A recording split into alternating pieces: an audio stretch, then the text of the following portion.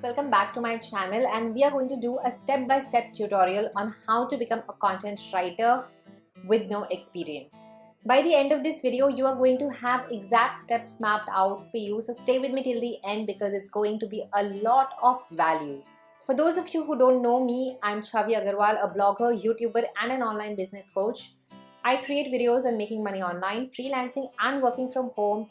So don't forget to hit the red icon below and subscribe to my channel so you don't miss out any of these amazing videos. And now let's get started. Before we start talking about how to become a content writer with no experience, I want to clarify one thing. It is very important that you have good English to become a highly paid content writer. Now, when I say good English, I'm not expecting you to write literature or be as good as Shakespeare, for example, but I want you to be able to write sentences without grammatical errors, punctuation errors, typos, etc. Second thing that you need to have is the ability to structure your content in a way which is coherent and which makes sense.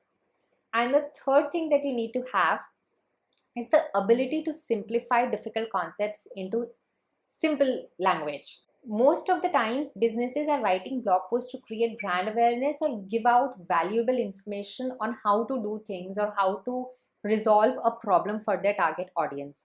And when they're doing that, it is very important that you are not using complicated jargon or complicated vocabulary.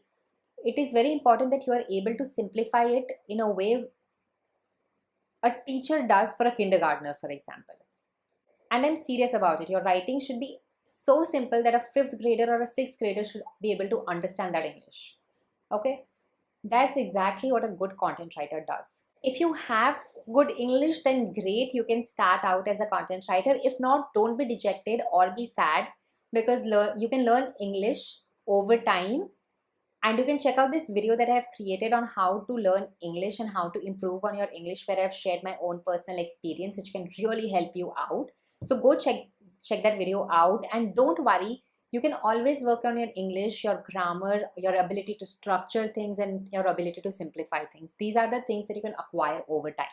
Now let's start talking about the steps that you need to take on becoming a content writer. The first thing that you need to do is to select a profitable niche.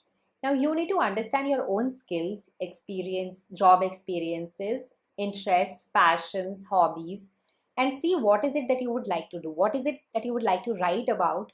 What is it that you're okay writing about the entire day? Make a list of those things. Take help from your friends and family because they are the people who know what you're really good at. So make a list. Come up with at least 5 things that you can do. So for example, when I started out as a freelance writer, and I was listing down things, I decided that I could write on legal things. I would like to write on marketing, technology. I could do pet writing, or I could write about travel in India and about digital nomads, the lifestyle of a digital nomad or ways of making money online, that is personal finance. So these were the few things that I realized that I would love writing about. Once you have the list in front of you, once you have at least 5 niches that you can write in, I want you to understand the profitability of it. So for example, when I started out, I decided to go with technology and marketing companies because they already understand the importance of content marketing and they have huge marketing budgets to pay you. And that was my only reason to go with technology and marketing. And it was comparatively a lot more easier to grab clients in there. So I want you to pick out each thing on your list and see how profitable it is. What are the kind of target clients you can reach out to? Can they pay you? If they can pay you, how much can they pay you? These are all the things that you need to understand by doing research on Google. So one pro tip that I can give you is to basically find out other people in these niches. See if you can find other pet writers, other food writers, other personal finance writers. See what kind of services they are offering, what kind of money they are making, what kind of pricing they have, and you will understand whether or not they're getting clients, what kind of clients they are getting. The more people you have in a niche, the more profitable it is. It's as simple as that. Okay, so decide on a niche and see whether or not it is profitable. The second thing that you want to do is to select who you are going to offer these services to. So for example, when I started out as a technology writer, I had 2 options. I could reach out to technology bloggers or I could reach out to technology companies. So I decided to go with technology companies, and I focused on pitching SaaS companies. So that's what I did. That's exactly what I want you to do. So if you have taken personal finance, for example, I want you to decide whether you want to go with companies who have apps, for example, or you want to go with personal finance bloggers, or you want to go with investment bloggers. You need to decide one kind of client you are going to pitch to. Some of the most profitable niches are lifestyle, health and fitness, personal finance, technology, and marketing. These are the most profitable niches there are. Now, once you've decided both of them, your next step is to create a portfolio. Now, depending upon who you're targeting and what niche you have selected, go to Google Trends and see what is trending in that. Pick up at least 10 to 12 topics and start writing your articles. Each of these articles should be at least 1,000 to 2,000 words. So you have 10 articles and around 20,000 to 25,000 words written as a writer, which is a lot of experience, and you will also understand what it takes to write so much content. Once you have done that, you can create a portfolio of your own. So this could be a Canva portfolio, which will be a PDF, or you can start a Medium blog where you can publish all of this. Now, the benefit of Medium is that they already have an established audience. So if something goes viral, for example, there is a possibility that a client would reach out to you for writing. The third thing is LinkedIn Publisher. I personally used it because most of my target clients were on LinkedIn, that are technology companies, and it helped me grab their attention and create some awareness about my own brand. So depending upon whether or not your target client is hanging out on LinkedIn, use that. You can also look at Thrive Global and My Story for publishing these articles.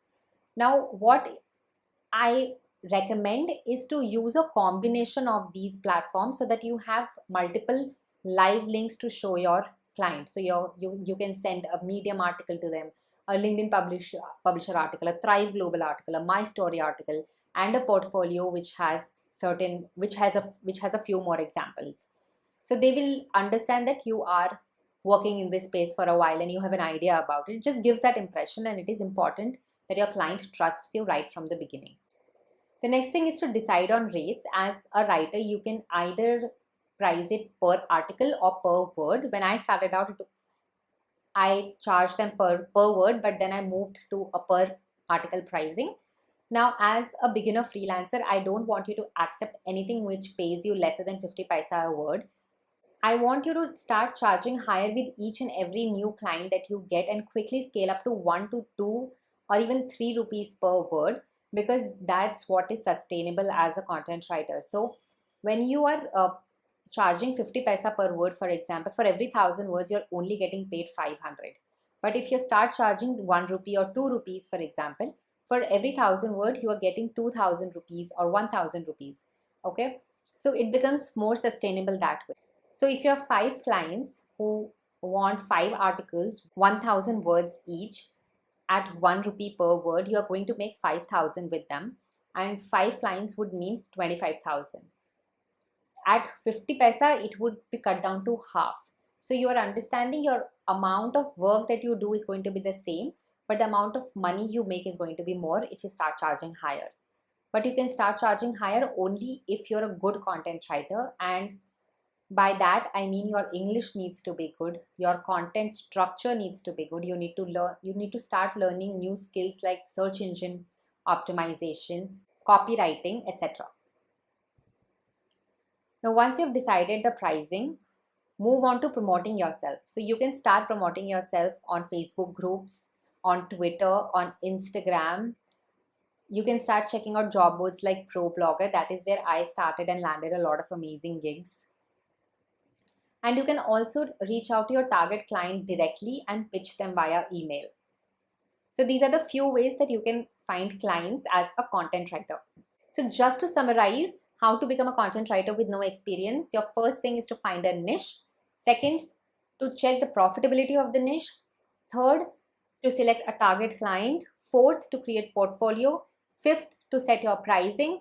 And sixth, to start looking for clients and pitching yourself. Now that we have discussed how to become a content writer, there are just 3 things that I wanted to share with you. These 3 are the tools that I want you to use as a content writer. The first one is Grammarly.